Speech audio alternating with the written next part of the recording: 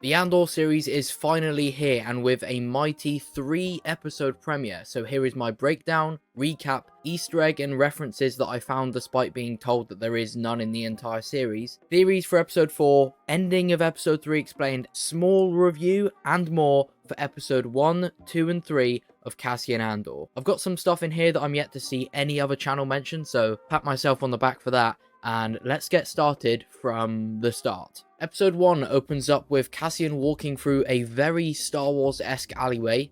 Basically, it just looks a bit weird, and heads towards a bar but is stopped by a bouncer. I believe this is the first time that we're seeing bouncers in Star Wars, as normally it's like a stormtrooper or something outside. And whilst in this bar, we learn that Cassian is looking for his sister, and we find out later exactly why that is. The corporate police that we later learn to be called the Pre-More are also getting a drink in this bar and pick fun at Cassian. So this planet isn't straight up ran by the Empire themselves, just by people that work for them, which is also something relatively new, as in Star Wars Rebels, again, it's mostly stormtroopers themselves in these places. When Cassian leaves, he's caught up in an alleyway by these Pre-More corporate security people, and due to the rules of the planet at this specific time in this specific area, he's got to show them his ID. But he doesn't want to move his hands from above his head to reach into his pocket, as it would give the Pre-More an excuse to fire their blasters at him, as he could have a blaster in his pocket where he claims his ID is. And this is actually a real world problem that we are seeing with police sometimes. So Cassian tells them to come and grab it themselves, and as they do, he headbutts one of them and a fight breaks out. Cassian, being outnumbered and much smaller, uses his clear experience in these kinds of situations to win this fight, as he hits one of them directly in the throat, tackles him, and eventually disarms him after accidentally killing the other one. So whilst the one that he initially hit in the throat is pleading for their life, saying that he would put it down as a mistake and nothing would come of it, Cassian just kills him. Now, we expected this series to show like the bad things that Cassian has done on the behalf of the rebellion, but this wasn't even on the behalf of the rebellion. This was on behalf of himself.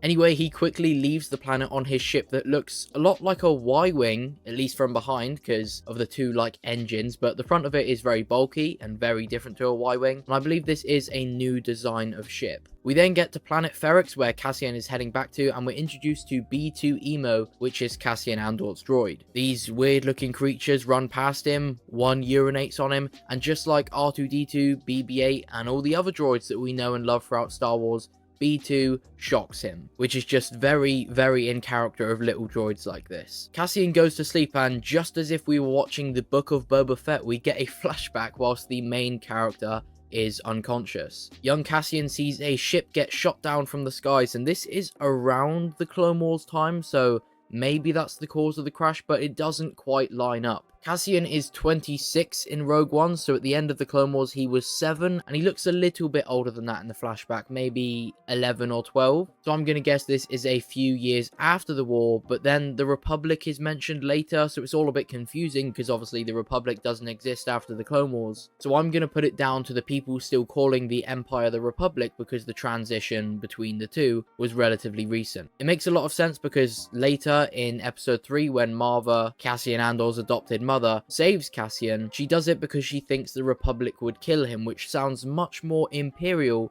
than Republic to me. And something else I noticed in this flashback is that there's no adults, it's just kids and teenagers, and again, we will learn why later, so stick around. Then we get a long period of a lot of information, so I'll try to summarize. Firstly, we learn B2EMO, aka B, has to like have a good amount of charge in order to tell lies, which is kind of odd. I guess it's not quite in his programming to tell lies, so it takes a large effort to do it. I also definitely did not expect this thing to do anything other than beep, but it actually talks apparently. Cassian asks B to not say that he has returned, and this happens a couple times, and it leads straight into Cassian meeting another one of his friends, this time a scrapper, trying to make up an alternate story as to what he was doing last night, instead of being at this bar and then later killing 2 of the Pre-More. We meet Cyril Khan, who is basically a very serious Boy Scout member of the Pre-More, which is proven by his extremely neat uniform in comparison to his boss, who clearly doesn't care at all. And then we meet Bix, who is this female on screen here, and Cassian asks her to call her friend, who turns out to be Luthen, who wants to meet Cassian to buy something. The relationship between Cassian and Bix is apparently just work partners, but Cassian asked her about her relationship with Tim, who is just the jealous boss basically, which proves he at least feels something towards her. Back to the flashback, the group of kids apply like black paint to themselves in order to prepare to investigate the crashed ship, and Cassian paints himself in the exact same way as the girl that was sat in front of him in this circle, who he was definitely crushing over. Back in real time, and Cassian is stopped in the streets by another one of his friends on Ferrix, and he gives off strong Han Solo vibes here, as he seemingly owes everyone some money but ends up talking his way out of it pretty well. Cyril closes in on finding Cassian by looking over whatever kind of security recording this is, and it's quite funny that we see throughout the episode that all of Khan's like co-workers hate him because of how serious he is. We learn that the ship that Cassian escaped on was actually borrowed from a shipyard, just like what was seen on Jakku in The Force Awakens, owned by Unkar Plutt, and this just shows how many allies he has on this planet. And episode 1 ends with Cassian leaving his little sister in the flashback to go off with the group to find the crashed ship, which we later learn will be what causes them to separate, as Cassian is eventually taken or saved by Maarva, and this is why Cassian is trying to find his sister at the start of the episode. Now episode 2. This one opens with Cassian looking over the huge mines that we see in the trailer in the flashback sequence, and he looks sad whilst he looks down into them, so perhaps this mine is why his people are so poor. Some kind of disaster happens, and this may also explain why there's a lack of adults, as I imagine all of the adults were the ones working on this mine, and the disaster caused there not to be any of them anymore. Bix heads back to her work and finds a message from the pre-Maw authorities on the computer looking for someone of Cassian's description. After she leaves, because Tim, her boss, was suspicious of what she was doing, he also checks the computer and also sees the message, and the message pretty much reads that if anyone knows anyone that fits the description that's on screen right now, that they should contact their security headquarters straight away. And Tim clearly knows that Cassian fits that description. We then meet Cassian's adopted mother, Maarva, in real time, and she also heard the pre-Maw's message and is worried about who else knows of Cassian's true origin being of Kenari, and Cassian mentions how Bix knows about it, but he trusts her. Again, some more information to summarize: the buyer, aka Luthen, is on his way. Tim watches Bix and Cassian meet up for a couple minutes, and after a couple of drinks and a clear look of jealousy, he goes over to like a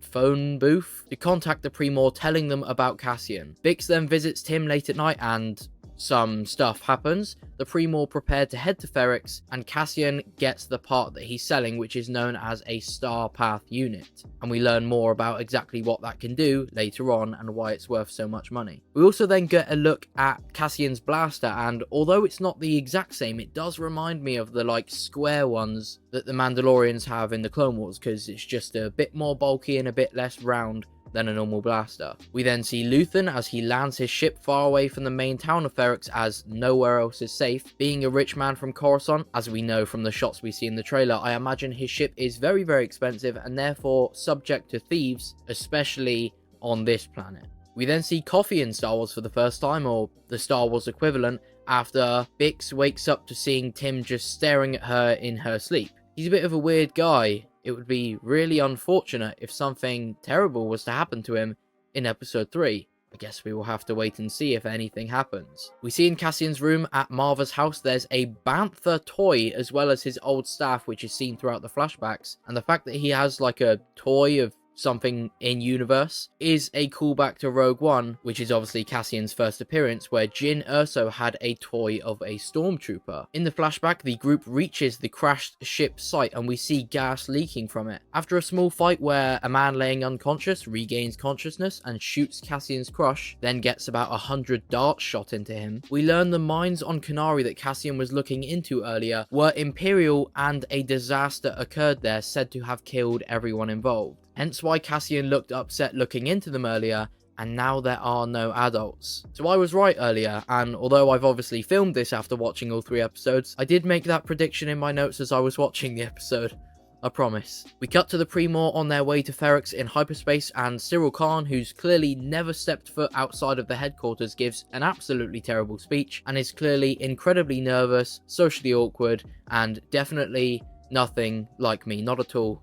Definitely not. The episode ends with big man Luthen taking some public transport, and some commoner tries to make conversation with him, so Luthen, being the Chad that he is, ignores him. Episode 3 starts with Cassian climbing into the crash ship, which is again a shot we see from the trailer, as episode 2 ended with Cassian seemingly not following the group as they leave the site. Whilst inside, he sees his reflection for seemingly the first time as he touches his face and looks in shock when he notices it, which further shows just how poor him and his people are on top of the low quality shoes and loose cloth he has for socks. Time for another information summary section. Going back to real time on Ferrix, Cassian talks to his scrapper friend asking him to take care of Marva, as obviously he's planning to go off planet, and Luthen's public transport ship lands and he goes to meet with Bix. The Pre-Maw come out of hyperspace and board their B-Tech looking LA-AT gunship and head to the planet's surface. Back in the flashback, and we see that B, or B2 Emo, is with Cassian's mother, who is also now on the inside of that crashed ship, but they can hear something inside of it, and that thing is Cassian absolutely tearing the place apart due to his hatred for the Empire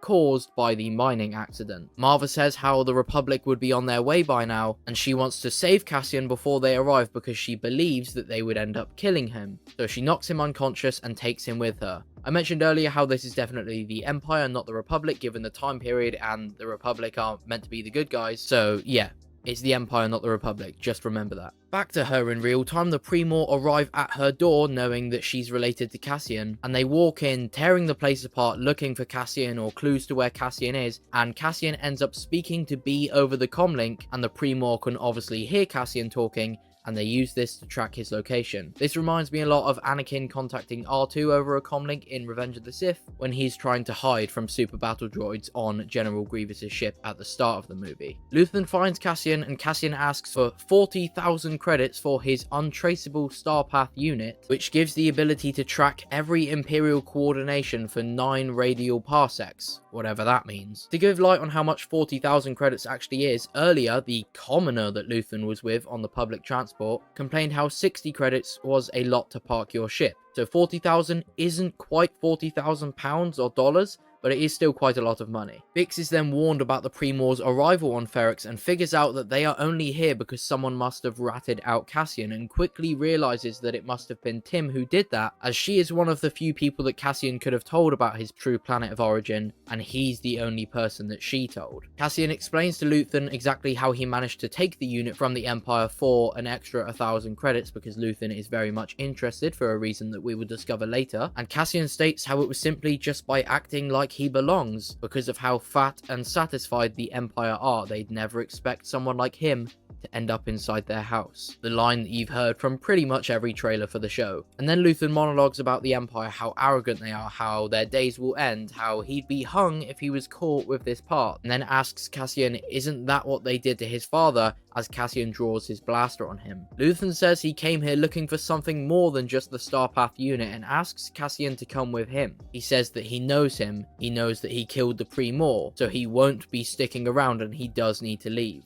He asks Cassian if he wants to fight these guys for real, meaning that Luthen is clearly trying to find another fighter for the rebellion, or just another fighter to fight against the Empire. Whether he's a part of the rebellion for real yet isn't known. The locals signal each other of the Pre-Maw's arrival by bashing pretty much any metal that they can find, showing a general distaste for the Empire on this planet, and Luthen then realizes that Cassian is being tracked by his comlink like mentioned earlier, so he crushes it, saying that rule number 1 is to be in control of everything on you. Bix is then caught by the Pre-Maw as she was running to find Cassian to warn him about the Pre-Maw's arrival, and then Luthen blows up the doors of the building that they're in as he realizes that they are already surrounded, showing that he truly does have real experience in this game, as he says that rule number 2 is to plan your exit upon your entrance. After a long firefight, they both manage to escape, but without the box that Cassian was desperate to get. Cassian trying hard to recover it, and Luthen not really caring, just trying to survive for himself, just shows the difference between the two. Cassian is fighting for himself, trying to retrieve a valuable item, but Luthen is focused on surviving in order to continue fighting the Empire. Tim finds Bix bleeding in the street after being handcuffed by some of the Pre-Maw like corporate police, and he runs towards her like an idiot after being told to stop whilst blasters were being aimed at him, and he is shot dead. How sad. Back at Marva's place, she warns the other Pre-Maw that are stood with her that when the clashing of the metal stops is when they should really start to worry, rather than when the metal is clashing, And it does. But quickly here, remember how earlier in the episodes we were told how cold Marva's house actually is by Cassian's scrapper friend who stopped by? Well, you can actually see proof of that here, as Marva talks you can see the water vapor as she exhales, which is what happens when the air is particularly cold compared to your breath. Just a very cool little detail that shows how much effort was either put in on set to genuinely make it a cold place, or in post-production, but either way, fantastic job. Cassian then comes up behind Cyril Khan, makes him drop his weapon and breaks his comlink, and asks him how many other pre-Maw members there are on this planet, and Luthen tells Cassian to kill him, showing he is much more ruthless, just like Saw Gerrera, who he'll visit later on in the trailer. Now we know exactly why he'll visit him. The two clearly agree on a great many things. One of the pre-Maw makes a run for their ship and tries to take off, but the ship had been tied down by some of the scrappers earlier in the episode, again showing how pretty much everyone here hates the Empire, which eventually causes it to crash and explode. One of the pre-Maw finds Khan and he is tied up, as obviously that's what Cassian and Luthen did, and they make their escape on a speeder which is eventually shot down and exploded, but it turns out it was a fake out, and they make their real escape on another speeder after distracting pretty much everyone. Khan had actually already begun to celebrate, thinking that they'd won and defeated Cassian, and that he had revenge for the 2 murders that happened, but as he realizes that he failed, he stands truly like a man that is experiencing his villain origin story. He looks like a psychopath here. We then see a bit of a sad ending. Marva is crying, realizing that Cassian is gone. Bix is being freed, and of course she scrambles to try and get to Tim as he's lying dead. And Cassian's scrapper friend is also looking a bit upset at the realization that his friend is leaving. But the episode ends, Ferrix won, pre-Maw nil, as pretty much the whole town contributed towards Cassian and Luthen being able to escape here. And in both the flashback and real time, a ship is boarded and they head off planet. So, as of my theories for next episode, the ending explained and the review, I personally loved these 3 episodes. It shows how much better a 12 episode series is compared to a 6, as it can afford to spend an entire 3 episodes to set up the rest of the show, setting the scene, setting the theme, and introducing us to the main characters and stuff like that. I think it worked really, really well, and I think this is definitely the best series premiere since The Mandalorian. And I just think it worked really, really well, and it was definitely a necessary slow start. But like I said, I loved it. I think Luthen's character is absolutely perfect. He is way better than I thought he would be. But what is he doing next? What does that ending mean? Well, we know from the trailer that Luthen will be visiting both Saw Gerrera and Mon Mothma at some point. And given how trailers go, the chances are either both or at least one of these will be in next episode, and then the other one in the episode after that. And whichever one happens, Cassian is with him right now. I think it's likely we see Luthen, like, explain about the fight against the Empire, trying to make Cassian a part of it, as that's clearly what he's trying to do. But I just wonder how Cassian ends up here in the white clothing and the prison at some point. As of right now, I can only assume that this takes place before episode 1 of the show. Let me know what you thought of Andor. Like I said, I loved it. I think it lived up to the hype perfectly, and I can only see it getting better. Subscribe for more Andor content, leave a like if you enjoyed this one. If you're looking to buy a lightsaber, then get 20% off by using the code and link in my description. Thank you for watching, and goodbye.